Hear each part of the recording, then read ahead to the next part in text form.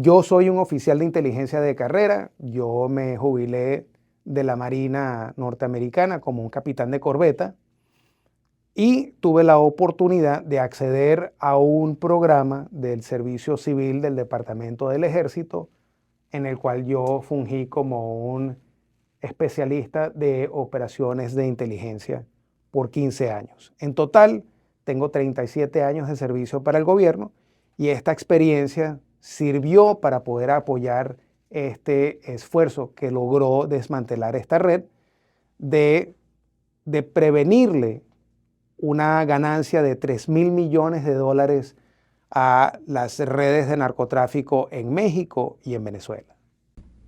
¿Qué le motivó a escribir el libro El vuelo final, La Reina del Aire? ¿Y qué espera de un lector común, no especializado en temas de inteligencia y en este tipo de temas, y que pueda entender la dimensión del narcotráfico en América Latina?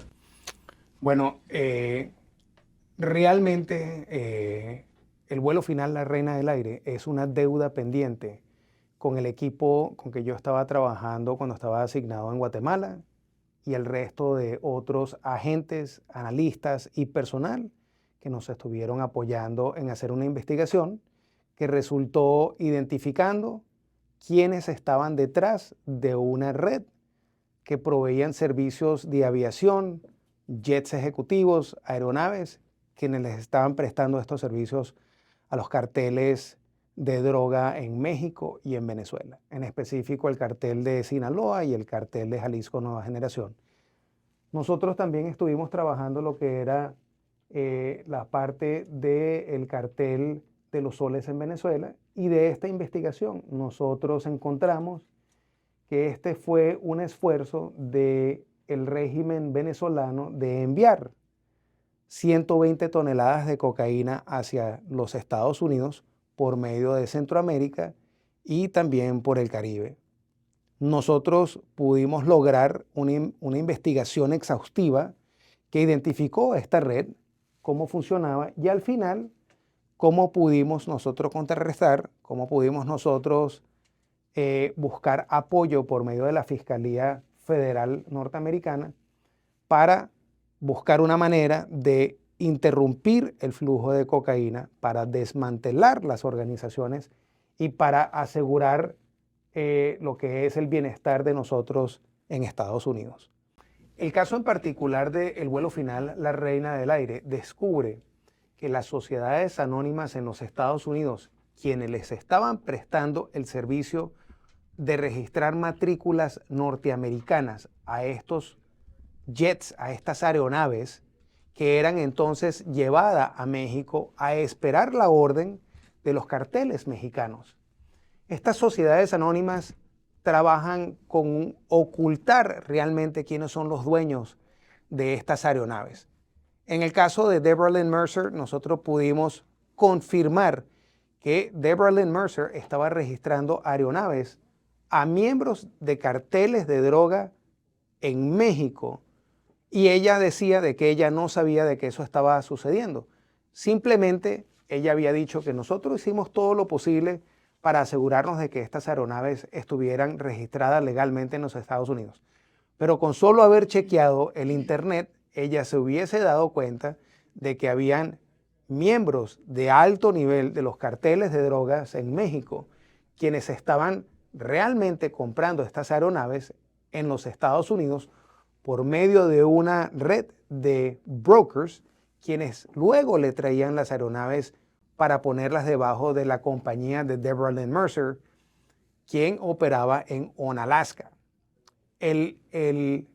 Realmente aquí uno de los grandes problemas con eso es que ella logró registrar hasta 1.000 aeronaves debajo de su sociedad anónima, lo que aquí comúnmente en los Estados Unidos se conoce como un LLC.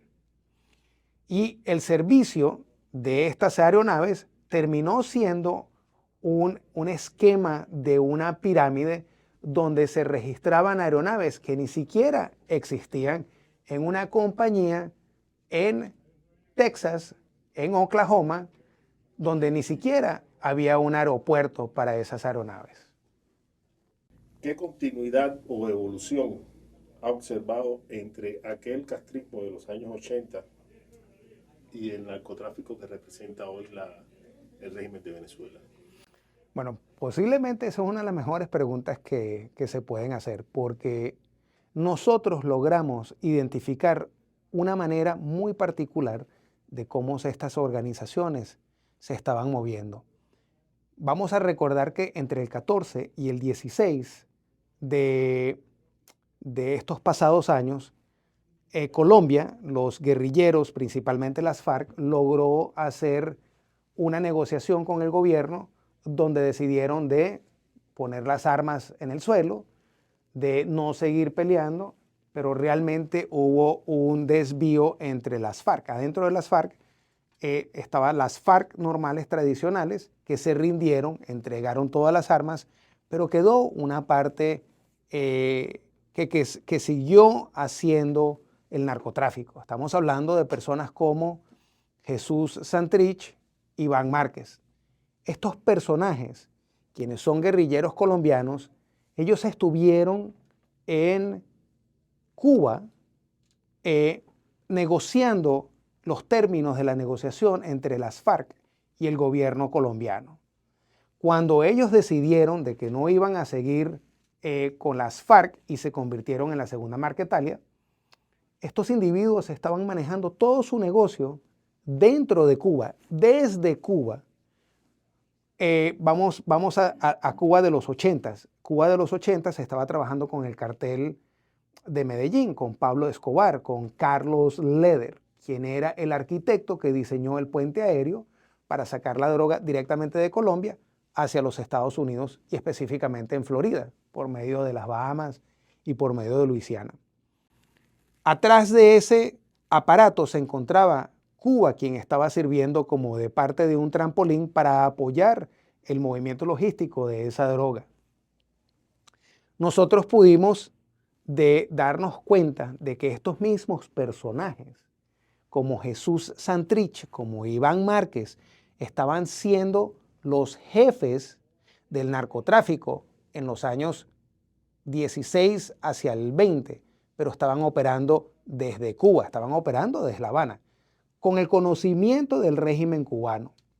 Luego, nosotros vimos cómo el régimen venezolano le da las puertas abiertas a Jesús Santrich y a Iván Márquez para que operen en el Catatumbo, que es el estado Zulia, y también en Apure, por parte norte del río Meta, que colinda con Colombia. Es importante entender eso porque nos da una idea de cuál es la relación que existía directamente con Cuba.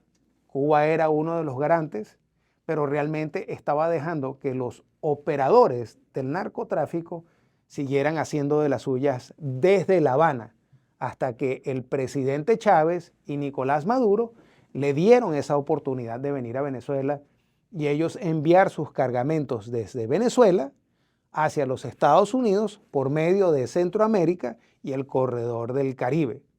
Luego, estamos hablando ya del 2021, nosotros notamos que luego de que habían enviado cuantiosas cantidades de cocaína en las cientos de toneladas hacia los Estados Unidos, nosotros vimos algo particular.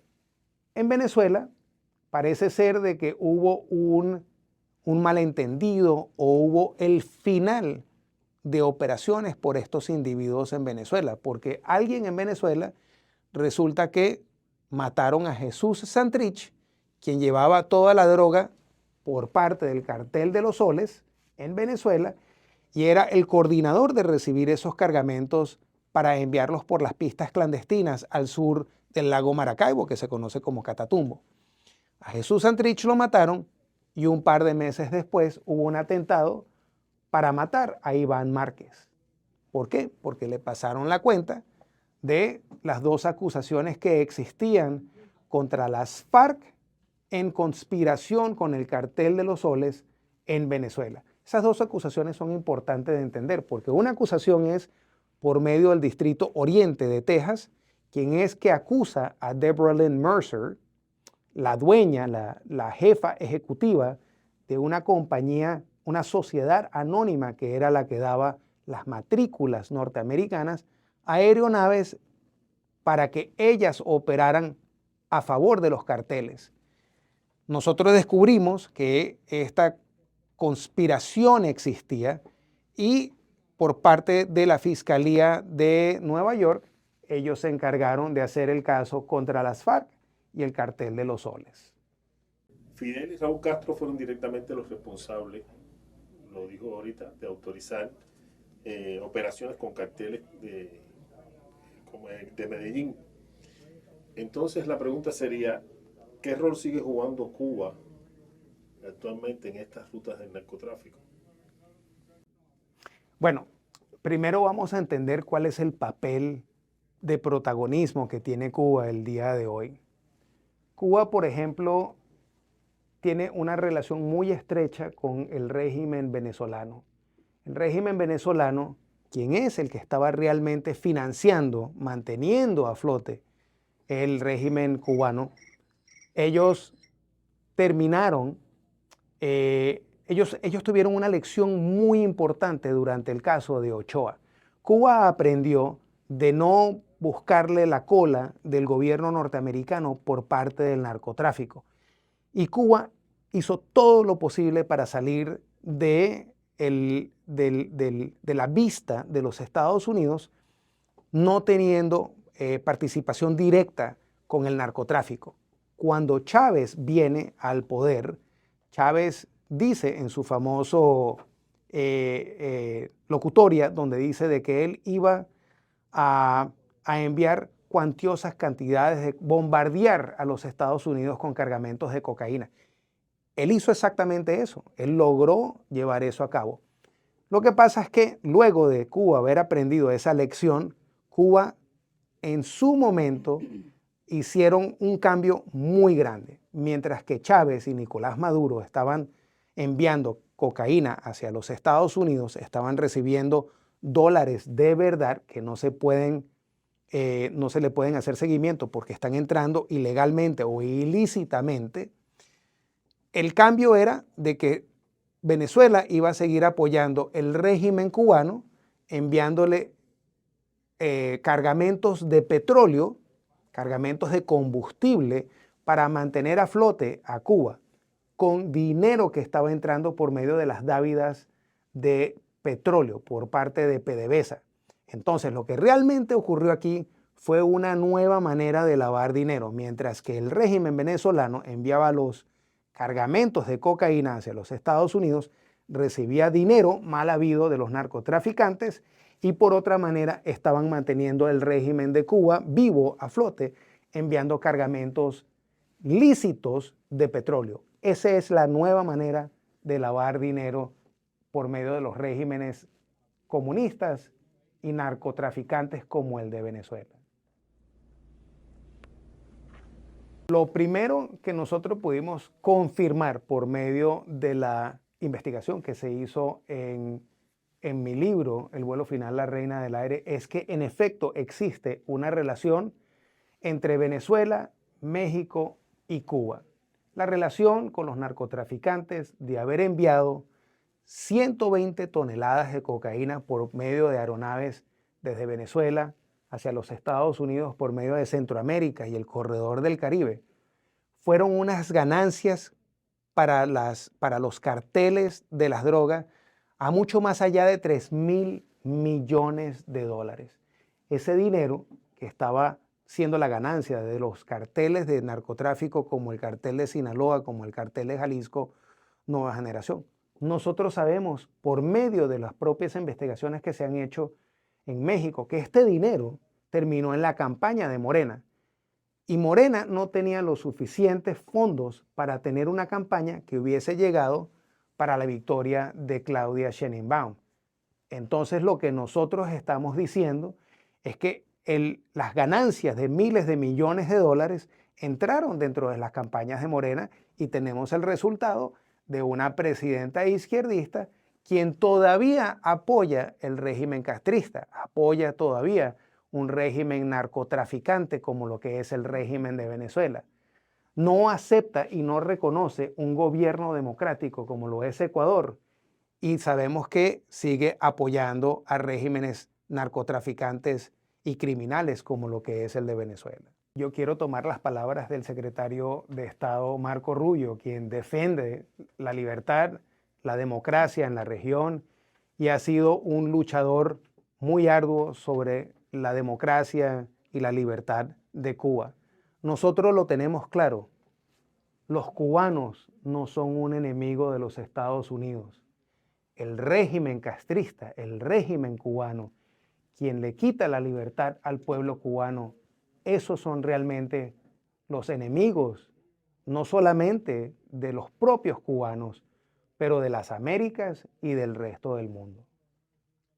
Yo le aseguro a los cubanos de que el régimen cubano, el régimen castrista, es conspirador del narcotráfico y de las actividades ilícitas con Venezuela, con la guerrilla colombiana, con los carteles de droga en México.